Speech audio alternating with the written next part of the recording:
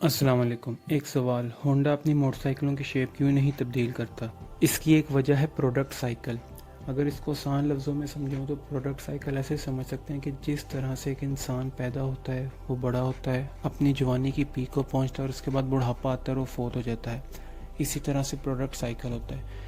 जब एक नया प्रोडक्ट बनता है तो वो ग्रोथ के बाद जब मेच्योरिटी पे जाता है उसके बाद उसका डिक्लाइन आता है और उस प्रोडक्ट को बंद कर दिया जाता है। जब किसी कंपनी का प्रोडक्ट मेच्योरिटी पे चला जाता है तो उस वक्त या जैसे ही वो डिक्लाइन की तरफ जाता है तो उसे बंद कर देते हैं और उसकी जगह नया प्रोडक्ट ले आते हैं, या फिर वो उसी प्रोडक्ट में कुछ ऐसी तब्दीली करते हैं कि वो प्रोडक्ट दोबारा से सेल्स पकड़ ले।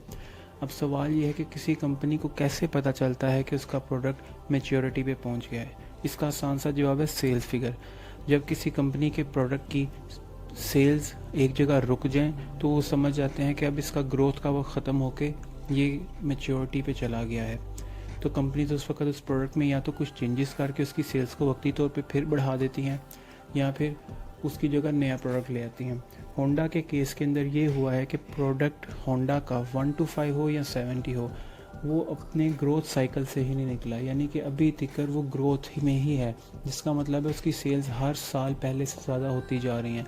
और जब तक ये सेल्स बढ़ती जाएंगी होंडा उसे कभी भी बंद नहीं करेगा, लोग उसके ख़िलाफ़ जो मर्जी बोलते रहें। अब सवाल ये है कि क्यों होंडा की सेल्स बढ़ती जा रही हैं और क्यों होंडा कोई नया मोटरसाइकिल उसकी जगह नहीं लेके आ रहा?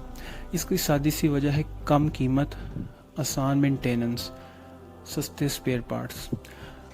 अब अगर आप होंडा 1 to 5 या होंडा 70 को देखें तो होंडा 1 to 5 के पार्ट्स भी बहुत सस्ते हैं और उसकी मेंटेनेंस भी बहुत सस्ती है और हर बंदा हर मैकेनिक उसे समझता है। इस वजह से लोग उसे लेना पसंद करते हैं। इसके बरक्स जो नई कंपनियाँ आई, अगर इसकी जगह आप देखें कि जो नई कंपनियाँ जैसे कि यामाहा, उनका 1 to 5 है, वो लोगों ने इतना एक्सेप्ट नहीं किया जिस तरह से 1 to 5 किया है। उसकी वजह कि उसके पार्ट्स बहुत महंगे हैं, उसकी मेंटेनेंस महंगी है, उसको हर बंदा नहीं हाथ लगाता। और यही हाल सुजुकी के प्रोडक्ट्स के साथ है। क्योंकि हमारी कुव्वत ख़रीद कम है इसलिए हम लोग भी नई मोटरसाइकिल की तरफ नहीं जाते, होंडा 1 to 5 या होंडा 70 की तरफ रहते हैं कि वो आराम से सस्ते पैसों में, कम पैसों में मेंटेन हो जाती है। अगर हम देखें कि मार्केट के अंदर और भी चाइनीज़ ब्रांड की कंपनियां या फिर दूसरी कंपनियों की मोटरसाइकिल रही हैं, लेकिन कमोपेश कुछ तब्दीलियों के साथ वो भी एक ही जैसी चीज़ दे रहे हैं, वही होंडा 1 to 5 जैसी, वही 70 जैसी चीज़ दे रहे हैं।